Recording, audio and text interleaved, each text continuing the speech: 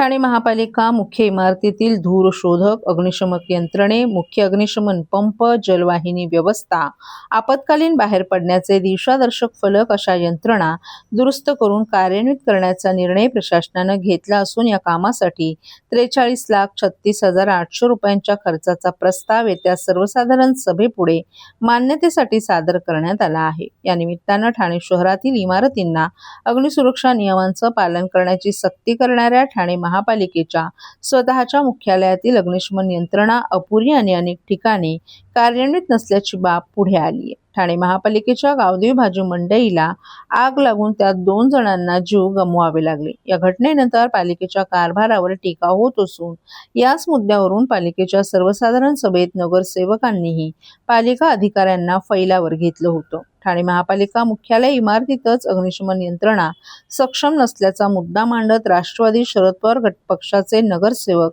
सुधीर भगत यांनी नाराजी व्यक्त केली होती। यानंतर पालिका मुख्यालयातील अग्निशमन यंत्रणा रामभरोसे असल्याची चर्चा सुरू झाली होती। या टीकेनंतर ठाणे महापालिका प्रशासनाने आता पाचपाकाडी भागातील मुख्य इमारतीतील धूरशोधक, अग्निशामक यंत्रे, मुख्य अग्निशमन पंप, जलवाहिनी व्यवस्था, आपत्कालीन बाहेर पडण्याचे दिशादर्शक फलक अशा यंत्रणा दुरुस्त करून कार्यान्वित करण्याचा निर्णय घेतला आहे। मुख्य अग्निशमन अधिकाऱ्यांनी सादर केलेल्या अहवालात मुख्यालयातील अनेक अग्निसुरक्षा यंत्रणा बदलण्याची किंवा नव्याने बसवण्याची आवश्यकता व्यक्त केली आहे।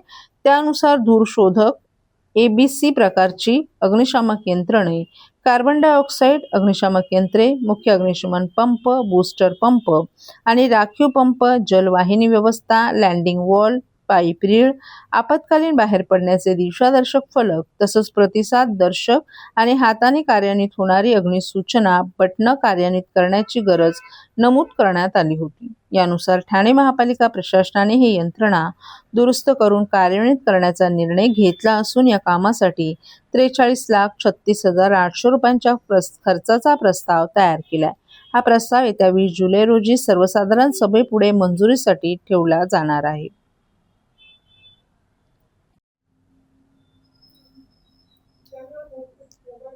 आपल्या हातून घडणाऱ्या प्रत्येक कृतीमागे जबाबदारीची आणि स्वामित्वाची जाणीव असेल तर चुकीचं काम होत नसतं असं मत मुंबई महापालिकेचे आयुक्त अश्विनी भिडे यांनी व्यक्त केले।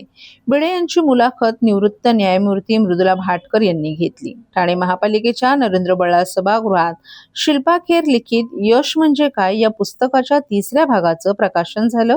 यावेळी पद्मभूषण डॉक्टर ज्येष्ठराज जोशी, पद्मश्री डॉक्टर शरद काळे, राज्यसभेच्या सदस्या खासदार सुमित्रा वाल्मिक, पद्मश्री अश्विनी भिडे देशपांडे, वॉर विडो असोसिएशनच्या अध्यक्षा दमयंती तांबे, महापौर शर्मिला पिंपळकर, आयुक्त सौरभ राव आदी मान्यवरही उपस्थित होते। प्रामाणिकपणा आणि पारदर्शकता या 2 गुणांमुळे दिलेली जबाबदारी यशस्वीपणे पार पाडता येते। वेळेचं काटेकोर नियोजन केलं तर स्वतःचा तर वेळ वाचतोच, परंतु त्याचबरोबर दुसऱ्यांच्या वेळेचा आदरही राखला जात आहे। सकारात्मक दृष्टिकोन ठेवून होणाऱ्या टीकेवर आणि राहिलेल्या त्रुटींवर मात करता येते असं आयुक्त अश्विनी भिडे यांनी सांगितलं।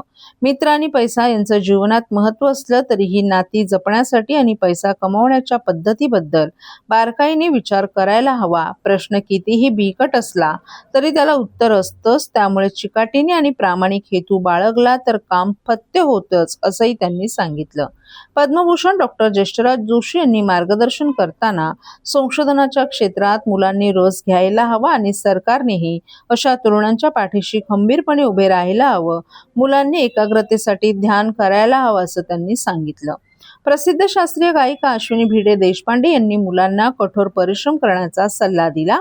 यश म्हणजे तुमच्यातल्यात सर्वोत्तम अशी व्याख्या करून ज्या दिवशी तुम्हाला आपला सूर लागतो ते यश असतं असंही त्यांनी सांगितलं। खासदार सुमित्रा वाल्मिक यांनी मनाची शुद्धता आणि धार्मिक आचरण या यशाची गुरुकिल्ली असतात असं सांगितलं। तर पद्मश्री डॉक्टर शरद काळे यांनी संयम, साधेपणा आणि सातत्य या त्रिसूत्रीचं आचरण हेच यशाचं गमक असल्याचं सांगितलं। कृत्रिम बुद्धिमत्तेमुळे मानवी मेंदूची पिछेहाट होणार नाही असं सांगताना ठाणे वैभवचे संपादक मिलिंद बल्लाळ यांनी 1997 मध्ये ग्रँड मास्टर गॅरी कॅस्परोव यांना IBMचा डीप ब्ल्यू संगणक प्रणालीने पराभूत केल्याची आठवण करून दिली। परंतु 2003 साली ग्रँड मास्टर व्लादिमीर क्रॅमेनिक आणि कॉस्परोव यांनी बुद्धिमत्तेच्या जोरावर संगणकाबरोबर खेळताना सामने अनिर्णित ठेवल्याचंही त्यांनी सांगितलं.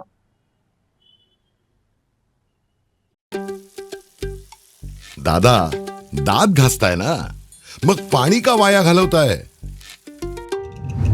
ताई, भांडी घासा नाहीतर फोन पहा, पण नळ का चालू ठेवलाय? अंघोळ झाली ना करून, मग शॉवर चालूच. कपडे धुताय पण पाणी वाया जात आहे, त्याचं काय? गाडी अशी धुताय आणि उद्या पाणी कायमचं संपलं तर? पाण्यासाठी किती जणांची वणवण होते. कित्येक कुटुंबांना तर पाणी मिळतही नाहीये. पाणी बोलत नाही, पण आपण त्याची किंमत जाणली पाहिजे. पाण्याचा अपव्यय टाळा, परिस्थिती भीषण होऊ शकते.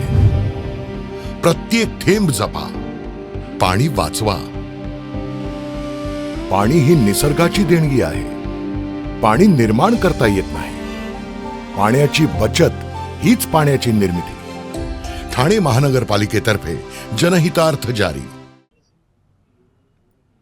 शिवसेना उबाटा गटाचे माजी खासदार विनायक राऊत, त्यांचा मुलगा गीतेश राऊत आणि इतर 7 जणांविरोधात त्यांची सून गिरिजा राऊत हिने गंभीर आरोप करत कापूरवाडी पोलिसात तक्रार दाखल केली आहे. या प्रकरणात राऊत पिता पुत्रासह चौघांनी अटकपूर्व जामिनासाठी ठाणे सत्र न्यायालयात अर्ज दाखल केलेत. त्यांच्या अर्जावर 23 जुलै रोजी सुनावणी होणार आहे. दरम्यान या प्रकरणात अटकेत असलेल्या फिरोज बाबाची पोलीस कोठडी संपल्यानं त्यास मंगळवारी ठाणे न्यायालयात हजर करण्यात आलं. यावेळी न्यायालयानं फिरोज बाबाला 2 दिवसांची वाढीव पोलीस कोठडी सुनावली. दरम्यान शेख बाबाचा साथीदार रामा वडार याला ठाणे पोलिसांनी मंगळवारी सावंतवाडी येथून अटक केली आहे. या गुन्ह्यात 7 जणांना आरोपी करण्यात आलं असून त्यात राऊत पिता पुत्रासह 2 भोंदू बाबांचा देखील समावेश आहे. दरम्यान गुन्हा दाखल होताच या प्रकरणातील आरोपी आणि भोंदू बाबा फिरोज शेख यास ठाणे पोलिसांनी शनिवारी सिंधुदुर्ग जिल्ह्यातील कोलगाव येथून अटक केली आहे. त्यास न्यायालयानं 2 दिवसांची पोलीस कोठडी सुनावली होती. बाबाची पोलीस कोठडीची मुदत संपल्यामुळे त्यास मंगळवारी पुन्हा न्यायालयात हजर करण्यात आलं. यावेळी कापूरवाडी पोलिसांनी आरोपी फिरोजची 7 दिवसांच्या वाढीव पोलीस कोठडीची मागणी केली आहे. अटकेतील फिरोज बाबाचा साथीदार राम यल्लप्पा वडार याला सिंधुदुर्गातून ताब्यात घेण्यात आलं असून दोघा आरोपींची चौकशी करण्याची असल्यानं फिरोजची कोठडी 7 दिवसांची वाढवावी अशी मागणी पोलिसांनी केली आहे. न्यायालयानं पोलिसांची बाजू समजून घेतल्यानंतर आरोपी फिरोजला 2 दिवसांची वाढीव पोलीस कोठडी सुनावण्यात आली आहे. ठाणे शहरात पावसाळ्यात वृक्ष कोसळून नागरिकांचा मृत्यू आणि जखमी होण्याच्या वाढत्या घटनांच्या पार्श्वभूमीवर शहरातील सर्व वृक्षांचे तातडीनं हेल्थ ऑडिट करण्याची मागणी भाजपचे आमदार निरंजन डावखरे यांनी केली आहे. या संदर्भात त्यांनी मंगळवारी ठाणे महापालिका आयुक्त सौरभ राव यांची भेट घेऊन निवेदन देत धोकादायक वृक्षांची वैज्ञानिक तपासणी करून आवश्यक उपाययोजना करण्याची मागणी केली आहे.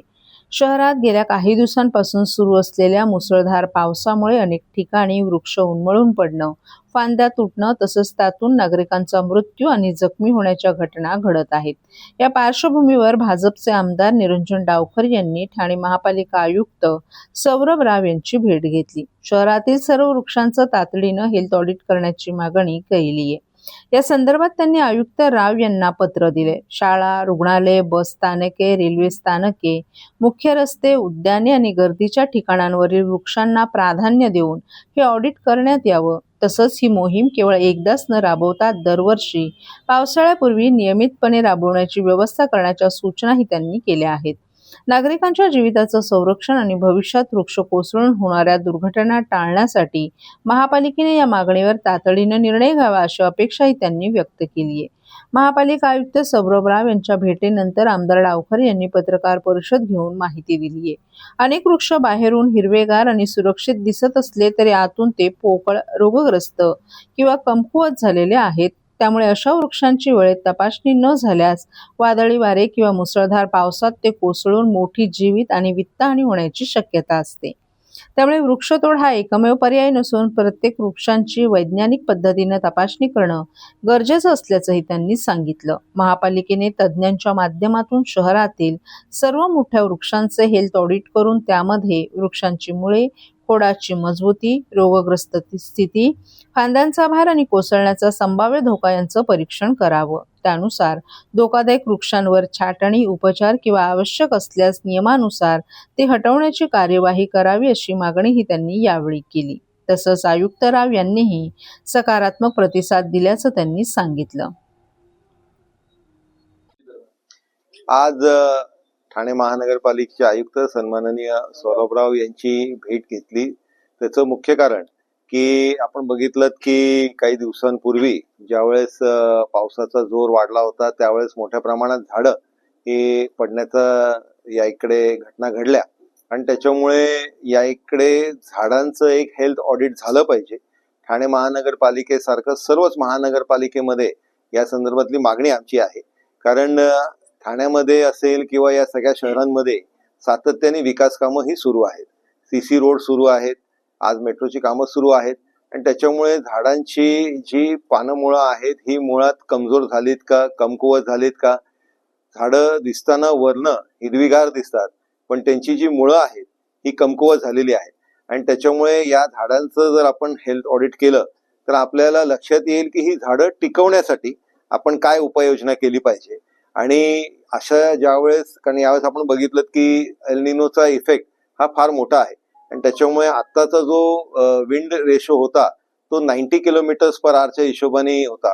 त्याच्यामुळे झाडं पडणं हे त्या विंड स्पीडच्या मुळे होणं हे स्वाभाविक होतं.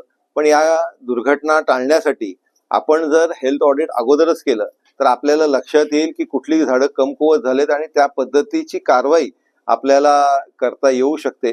त्या दृष्टिकोनाने सर्व झाडांचं ठाणे महानगरपालिकेच्या हद्दीमध्ये हेल्थ ऑडिट केलं पाहिजे अशी मागणी आम्ही सन्माननीय आयुक्तांकडे केली.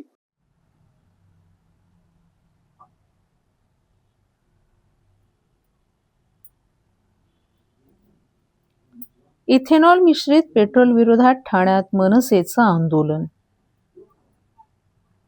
इथेनॉल मिश्रित पेट्रोलमुळे वाहनधारकांना विविध अडचणींचा सामना करावा लागत असल्याचा आरोप करत महाराष्ट्र नवनिर्माण सेनेच्या वतीनं आज ठाण्यात आंदोलन करण्यात आलं. मनसे नेते अविनाश जाधव यांच्या नेतृत्वाखाली शहरातील 3 पेट्रोल पंपावर हे आंदोलन करण्यात आलं. यावेळी इथेनॉल मिश्रित पेट्रोलमुळे वाहनांच्या इंजिनवर परिणाम होत असल्याच्या नागरिकांच्या तक्रारी सरकारपर्यंत पोहोचवण्यासाठी हे आंदोलन करण्यात आल्याचं मनसेच्या पदाधिकाऱ्यांनी सांगितलं. तसंच इथेनॉलबाबत सरकारने स्पष्ट धोरण जाहीर करावं, वाहनधारकांना न्याय द्यावा आणि इथेनॉलमुळे वाहनांचं नुकसान झाल्यास संबंधितांना भरपाई द्यावी अशी मागणीही करण्यात आली. या आंदोलनादरम्यान मनसे नेते अविनाश जाधव यांनी केंद्र सरकारवर टीका केली. इथेनॉलमुळे शेतकऱ्यांना फायदा होतो असा केंद्रीय मंत्री नितीन गडकरी यांचा दावा चुकीचा आहे. इथेनॉल धोरणाचा लाभ सर्वसामान्यांना नव्हे तर काही मोजक्या लोकांना होत आहे असाही त्यांनी आरोप केला. दरम्यान इथेनॉल मिश्रित इंधनाबाबत वाहनधारकांमध्ये निर्माण झालेल्या संभ्रमाचं निरसन करण्यासाठी सरकारने स्पष्ट भूमिका घ्यावी अशी मागणी मनसेनं यावेळी केली. हे एक वॉटर टुडे नावाचं एक चॅनल आहे. त्यांनी एक बातमी दिलेली आहे. ती बातमी जर तुम्ही बघितलं तर 10,000 litre water for 1 litre of ethanol. So अशा अनेक गोष्टी आहेत. इथेनॉल हा देशावर लादलं जातंय. पहिली गोष्ट तर इथेनॉल आल्यामुळे अनेक गाड्यांचं इंजिन बदलावं लागलं. त्याचा खर्च देखील ग्राहकांवर पडला. आज अनेक ठिकाणाहून जर तुम्ही देशभरात व्हिडिओ पाहत असाल तर इथेनॉलमुळे रस्त्यात गाड्या बंद पडण्याचं प्रमाण हा अतिशय मोठ्या प्रमाणात वाढलेला आहे. त्याच्यासोबत गाड्यांचं ॲव्हरेज देखील कमी होत आहे. आता सरकार असं म्हणतं की इथेनॉलमुळे शेतकऱ्यांना त्याचा फायदा होतो. कसा, एकदा सरकारने आम्हाला समजावून सांगावं. याच्या आधी देखील शेतकरी ऊस हा कंपन्यांमध्ये विकायचा आणि तेवढेच पैसे त्यांना यायचे. आता शेतकऱ्यांच्या जीवावर कंपनी मालक एकतर साखरेमधनं पण पैसे कमवतो आणि दुसरं गोष्ट त्याचा जो चोथा आहे तो इथेनॉलसाठी विकून त्यातूनही पैसे कमवतो. याचा शेतकऱ्यांना कुठलाही फायदा होत नाही. शेतकऱ्यांच्या नावावर नितीन गडकरी त्यांच्या मुलाचा कसा फायदा होईल याच्याकडे लक्ष देतात. खरं तर या देशात आता इलेक्ट्रिक कारची गरज आहे. त्याने पर्यावरणाला कुठल्याही प्रकारची हानी नाही. उलट त्यातून सौर ऊर्जेकडे सगळ्यात जास्त लक्ष दिलं जात आहे. परंतु गडकरी सतत इथेनॉलचा हट्ट करतात. बरं, आणि तुम्ही इथेनॉल आणलात त्याचा ग्राहकांना काय फायदा झाला का?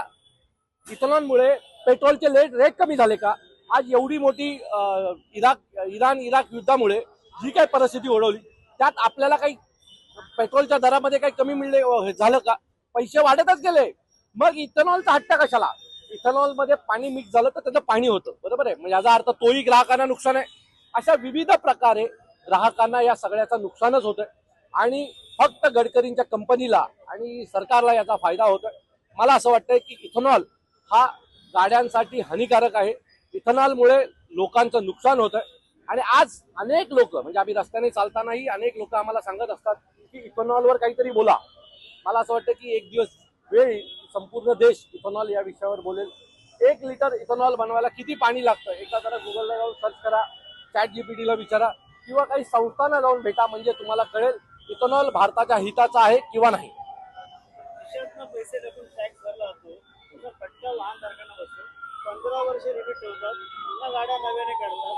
होय, त्यातून यांना पैसे मिळतात ना. ही सगळी गणितं ही पैशाची आहेत. मी तुम्हाला तेच सांगतो, इथेनॉलच्या नावाने गाड्यांचे इंजिन बदलले गेले.